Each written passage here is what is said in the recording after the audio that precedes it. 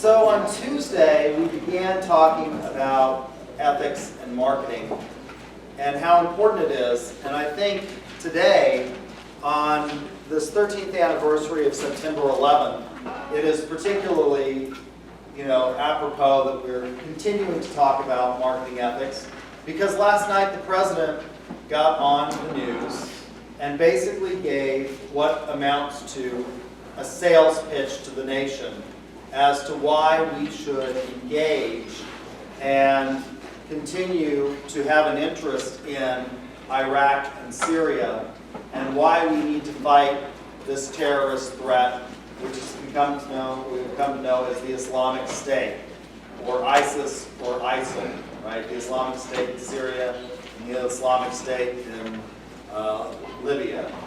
So that was fundamentally a marketing campaign. Since 1960, every president has hired what amount to political marketers. And if you're interested in political marketing, it's a course that I teach here from time to time, and I think we're going to offer it again maybe next fall. So if you're interested in that, and it's one of those areas where you can make a lot of money in marketing. I have a friend who is still a practicing political marketer. I have been a practicing political marketer for a number of years, and that I've run a number of political campaigns, including my own for city council of the great city of Guthrie, Oklahoma, and I won both of those campaigns and served as vice mayor. And it's one of those fields where you can make quite a bit of money. I think Paul makes about $500,000 a year as a political marketer, campaigning for drug companies in 5 states. So if you're interested in that, you might think about that as another alternative to marketing, not just traditional marketing, but sort of that non-traditional aspect and application of marketing. As we think about this, and we think about this globally, what this means, I think it's important. Do you think that we should engage ISIL or ISIS, as the president said we should in his speech last night? Do you think he was an effective salesman? How many of you watched the speech last night? Okay, a couple of you. What did you think of the speech? Well, as far as like the delivery of it and how he did it. Okay. Did he convince you? Well, I mean, if just that particular speech and no prior knowledge, then yeah, if I was just tuning into that specific speech, I'd say yeah. Okay. With your prior knowledge, did he convince you? Yeah. Okay. You think that this is, we've all at least heard about, hopefully, the 2 Americans who have been beheaded now on camera. That's gone viral. You can find it on the web. And so, I think that certainly is an emotional appeal that we all feel. We don't like it when our people are killed overseas. So I think it was maybe an easier sell than he would have had if those two events hadn't happened, right? Although it's still basically trying to sell this idea, because Americans are very weary at this point in time of sending more troops overseas, right? We've engaged in 2 very long, protracted wars, which have cost us a lot of not only time, money, and effort, but also American lives overseas. And so I think it was an important speech and an important marketing speech. We talked about 3 challenges to ethics. And as I think about 9/11 and the impact, one of the things that I think about with regard to that first challenge, which was subjectivism, is the idea of Friedrich Nietzsche. And I think Nietzsche is one of these guys that sort of gets a bad rap. But you can understand how his thinking has crept into our contemporary era. And you are all products of Nietzsche's postmodern world. And we see this in our military campaigns. Nietzsche was writing at the beginning of really a huge industrialization in the world. And if you went back in time to that era, there was a lot of positive ideas about the power of science to cure all of our ills. And Nietzsche, I think, looks around and says, you all are crazy. The world is not getting better, it's getting scarier. And to some extent, I think Nietzsche was prophetic. He was writing this and saying the world is getting scarier before we engaged in two massive world wars, which caused an enormous amount of damage and destruction and loss of life and property. And we've seen that continue. Nietzsche's most famous quote, of course, is, "God is dead, and we've killed him." Right? And why I say that you are in the postmodern era, in this post-Nietzsche era, and a product of the Nietzsche environment, is that postmodernity has taught you to question everything. You question everything that you know. And that's one of the reasons that subjectivism is so attractive. Because you're taught from an early age that questioning is good. If you went back in time to the 1960s, people didn't ask for a second opinion from their doctor. If their doctor said, "You're going to die," they just accepted that. Now, as a result of postmodernity, we question everything. We've seen the ads for CTCA, the Cancer Treatment Centers of America, telling us, that Peggy survived pancreatic cancer. And that, her doctor said she was dead, and she went to CTCA, and they found a cure. But subjectivism continues to be very attractive. As we move into talking about the valid ethical theories, one of the things that struck me from your responses on Tuesday was that a lot of you talked about fairness. And of course, there is some aspect of fairness in our consideration of ethics. And it should be a very big consideration for us as marketers in what we consider now to be the value co-creation era of marketing and the relationship building era of marketing. And this idea of empathy becomes enormously important. And so I want you to consider this TED Talk by Franz de Waal on empathy in primates and how it can play a role for us as marketers and what we can learn about this concept and its application to this idea of justice. I will warn you that there is one picture that you will find in a humanities textbook. If you took humanities Renaissance through modern, you will be exposed to a picture in that textbook called The Garden of Earthly Delights. It is certainly a very graphic kind of image, and there is one other image of some chimpanzees in a less than wonderful position that he talks about. So if you're offended by that, you may want to not watch the video, and I will understand. Anybody going to be offended before I click play? All right, so here we go.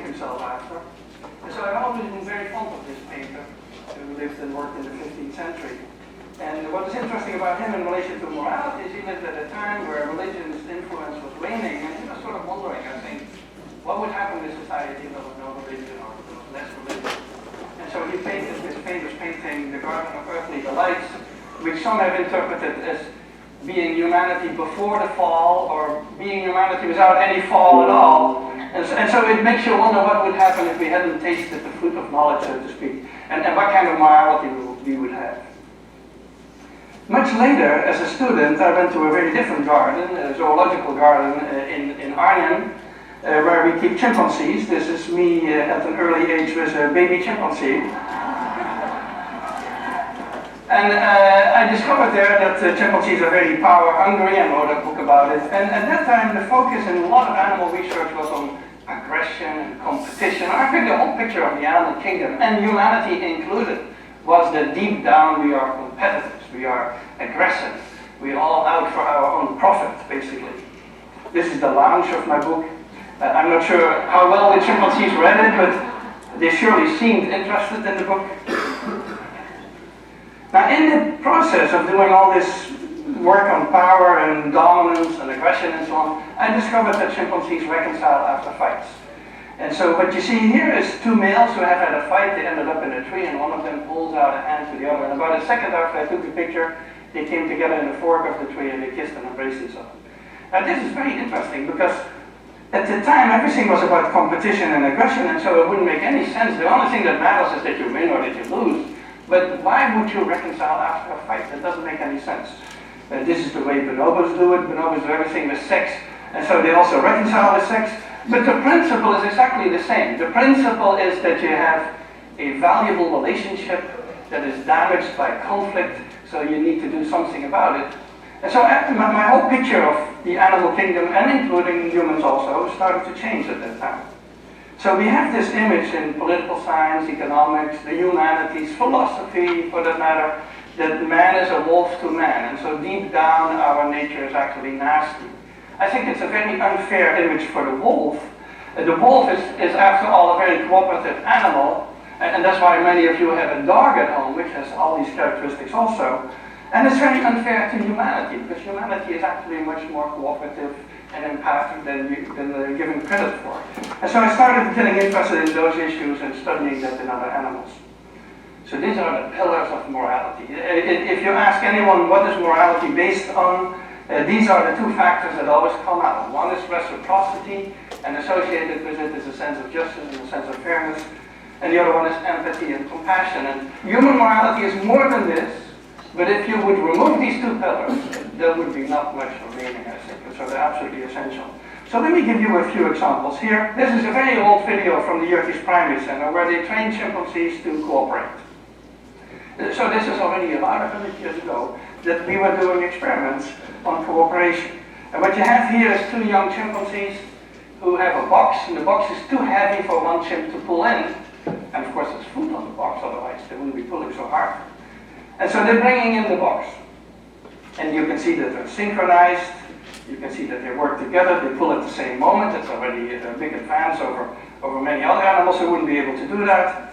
And now you're going to get a more interesting picture, because now one of the two chimps has been fed. So one of the two is not really interested in the task anymore.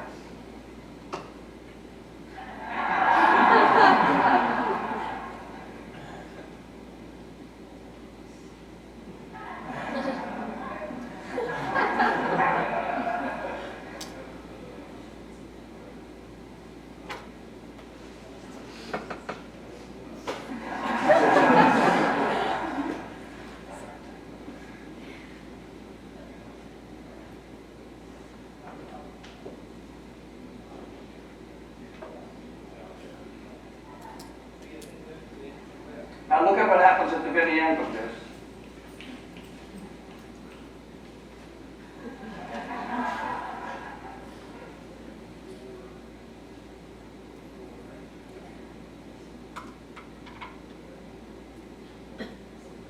He takes basically everything. So there are two interesting parts about this. One is that the chimp on the right has a full understanding he needs the partner, so full understanding of the need for cooperation. The second one is that the partner is willing to work even though he's not interested in the food.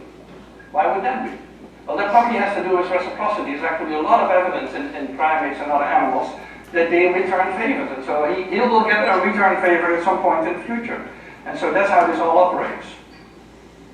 We do the same task with elephants. Now with elephants, it's very dangerous to work with elephants. And another problem with elephants is that you cannot make an apparatus that is too heavy for a single elephant. Now you can probably make it, but it's going to be a pretty clumsy apparatus, I think. And so what we did in their case, is we do these studies in Thailand with Josh Plotnick, is we have an apparatus around of which there's a rope, a single rope. And if you pull on this side of the rope disappears on the other side. So two elephants need to pick it up at exactly the same time and pull. Otherwise nothing is going to happen and the rope disappears. So the first tape you're going to see is two elephants who are released together, arrive at the apparatus is on the left, there's food on it. And so they come together, they arrive together, they pick it up together, and they pull together. So this is actually fairly simple for them. There they are.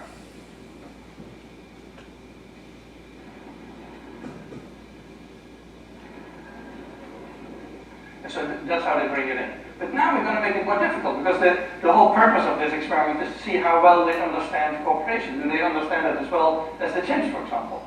And so what we do in the next step is we release one elephant before the other, and that elephant needs to be smart enough to stay there and wait and not pull at the rope, because if he pulls at the rope, it disappears and the whole test is over. Now this elephant does something illegal that we did not teach it, but it shows the understanding that he has, because he puts his big foot on the rope, stands on the rope and waits there for the other, and then the other is going to do all the work for him. So it's what we call freeloading.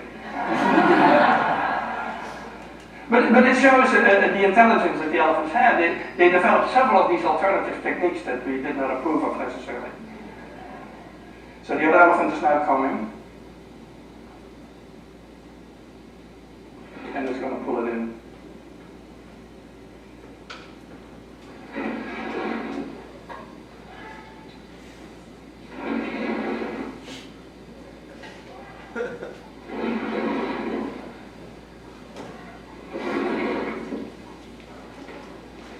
Now look at the other doesn't forget to eat, of course. This was the cooperation reciprocity part. Now something on empathy. Empathy is my main topic at the moment of research, and empathy has sort of two qualities. One is the understanding part of it. This is just a regular definition, the ability to understand and share the feelings of another, and the emotional part. And so empathy has basically two channels. One is the body channel. If you talk with a sad person, you're going to adopt a sad expression and a sad posture, and before you know it, you feel sad. And that's sort of the body channel of emotional empathy, which many animals have. Your average dog has that also. That's actually why people keep mammals in the home and not turtles or snakes or something like that, who don't have that kind of empathy. And then there's a cognitive channel, which is more that you can take the perspective of somebody else. And that's more limited. There's few animals. I think elephants and apes can do that kind of thing, but there are very few animals who can do that. So synchronization, which is part of the whole empathy mechanism, is a very old one in the animal kingdom. And in humans, of course, we can study that with yawn contagion. Humans yawn when others yawn, and it's related to empathy. It activates the same areas in the brain. It also, we know that people who have a lot of yawn contagion are highly empathic. People who have problems with empathy, such as autistic children, they don't have yawn contagion. So it is connected. And we study that in our chimpanzees by presenting them as an animated head. So that's what you see on the upper left, an animated head that yawns. And there's a chimpanzee watching, an actual real chimpanzee watching a computer screen on which we play these animations.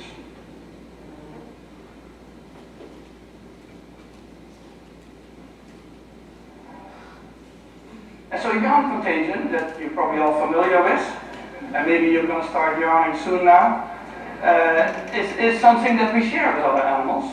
And that's related to that whole body channel of synchronization that underlies empathy. And that is universal in the mammals, basically. Now we also study more complex expressions. This is consolation. This is a male chimpanzee who has lost a fight and he's screaming, and the juvenile comes over and puts an arm around him and calms him down. That's consolation. It's very similar to human consolation. And consolation behavior, it's empathy driven. That's actually the way they study empathy in human children, is to instruct a family member to act distressed, and then they see what young children do. And so it is related to empathy, and that's the kind of expressions we look at. We also recently published an experiment, you may have heard about it, on altruism in chimpanzees, where the question is, do chimpanzees care about the welfare of somebody else? And for decades it had been assumed that only humans can do that. That only humans worry about the welfare of somebody else. Now we did a very simple experiment. We do that on chimpanzees that live in Lawrenceville, in the field station of Yerkes, and so that's how they live, and we call them into a room and do experiments with them. In this case, we put two chimpanzees side by side, and one has a bucket full of tokens, and the tokens have different meanings. One kind of token feeds only the partner who chooses, the other one feeds both of them. So this is a study we did with Vicky Horner. And here you have the two colored tokens, so they have a whole bucket full of them, and they have to pick one of the two colors. You will see how that goes. So if this chimp makes the selfish choice, which is the red token in this case, he needs to give it to us. We pick it up, we put it on a table where there's two food rewards, but in this case only the one on the right gets food and the one on the left walks away, because she knows already that this is only a test for her. Then the next one is the pro-social token. So the one who makes the choices, that's the interesting part here. For the one who makes the choices, it doesn't really matter. So she gives us now a pro-social token and both chimps get fed. So the one who makes the choices always get a reward. So it doesn't matter whatsoever, and she should actually be choosing blindly. Because what we find is that they prefer the pro-social token. So this is the 50% line, that's the random expectation, and especially if the partner draws attention to itself, they choose more. And if the partner puts pressure on them, so if the partner starts spitting water and intimidating them, then the choices go down when they actually don't want to. It's as if they're saying, if you're not behaving, I'm not going to be pro-social today. And this is what happens without a partner, when there's no partner sitting there. And so we found that the chimpanzees do care about the well-being of somebody else, especially these are other members of their own group. So a final experiment that I want to mention to you is our fairness study. And so this became a very famous study, and there's now many more, because after we did this about 10 years ago, it became very well known. And we did that originally with capuchin monkeys, and I'm going to show you the first experiment that we did. It has now been done with dogs, and with birds, and with chimpanzees, but with Sarah Brosnan, who started out with capuchin monkeys. So what we did is we put two capuchin monkeys side by side. Again, these animals, they live in a group, they know each other, we take them out of the group, put them in a test chamber. And there's a very simple task that they need to do. And if you give both of them cucumber for the task, the two monkeys side by side, they're perfectly willing to do this 25 times in a row. So cucumber, even though it's really only water in my opinion, but cucumber is perfectly fine for them. Now if you give the partner grapes, the food preferences of my capuchin monkeys correspond exactly with the prices in the supermarket. And so if you give them grapes as a far better food, then you create inequity between them. So that's the experiment we did. Recently we videotaped it with new monkeys who had never done the task, thinking that maybe they would have a stronger reaction, and that turned out to be right. The one on the left is the monkey who gets cucumber. The one on the right is the one who gets grapes. The one who gets cucumber, note that the first piece of cucumber is perfectly fine. The first piece she eats. Then she sees the other one getting grape, and you will see what happens. So she gives a rock to us, that's the task. And we give her a piece of cucumber and she eats it. The other one needs to give a rock to us. And that's what she does. And she gets a grape. And she eats it. The other one sees that. She gives a rock to us now, gets again cucumber.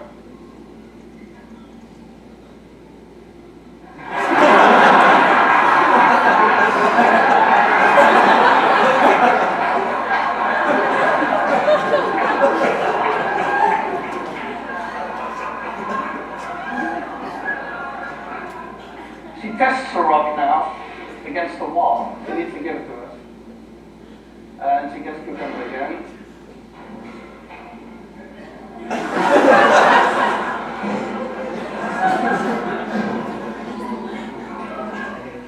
So this is basically the Wall Street protest that you see here.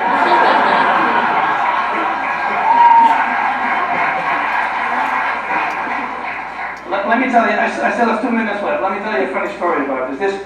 This study became very famous, and we got a lot of comments, especially anthropologists, economists, philosophers. They didn't like this at all because they had decided in their mind, I believe, that fairness is a very complex issue and that animals cannot have it. And so one philosopher even wrote us that it was impossible that monkeys had a sense of fairness because fairness was invented during the French Revolution. So now, and another one wrote a whole chapter saying that he would believe it had something to do with fairness if the one who got grapes would refuse the grapes. Now the funny thing is that Sarah Brosnan, who's been doing this with chimpanzees, had a couple of combinations of chimpanzees where indeed the one who would get the grape would refuse the grape until the other guy also got the grape. So we're getting very close to the human sense of fairness, and I think philosophers need to rethink their philosophy for a while. So let me summarize. I believe there's an evolved morality. I think morality is much more than what I've been talking about, but it would be impossible without these ingredients that we find in other primates, which are empathy and consolation, pro-social tendencies, and reciprocity in the sense of fairness. And so we work on these particular issues to see if we can create a morality from the bottom up, so to speak, without necessarily God and religion involved, and to see how we can get to an evolved morality. And I thank you for your attention.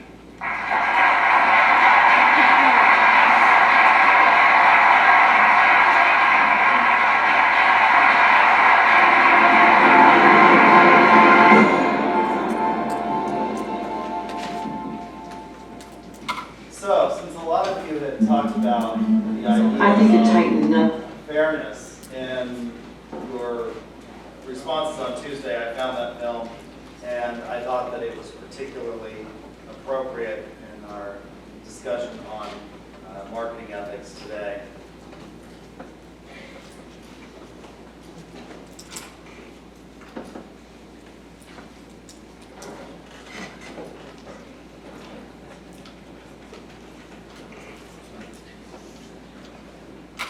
We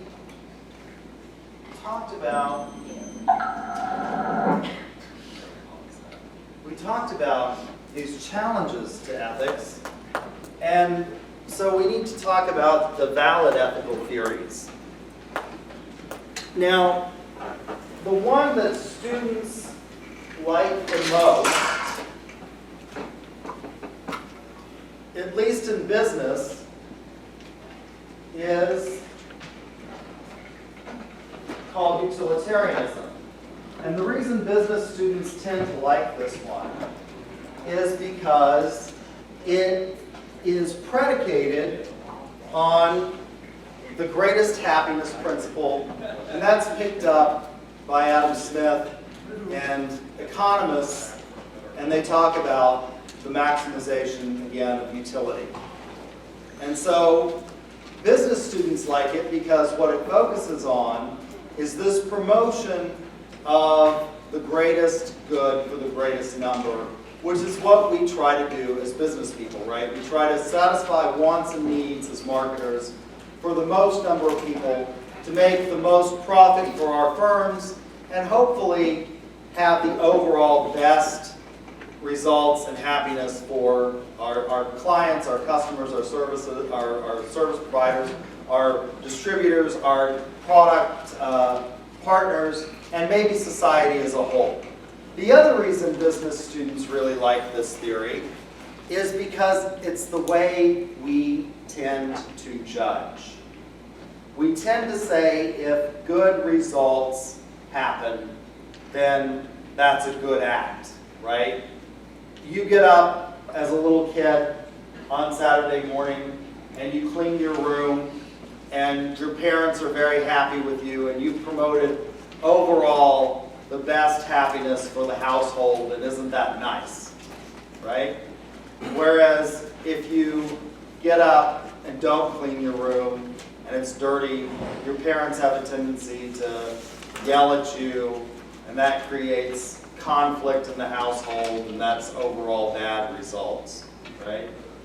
So the way this works is we can see from a theory called game theory and something called the prisoner's dilemma. How many of you have seen a movie called A Beautiful Mind?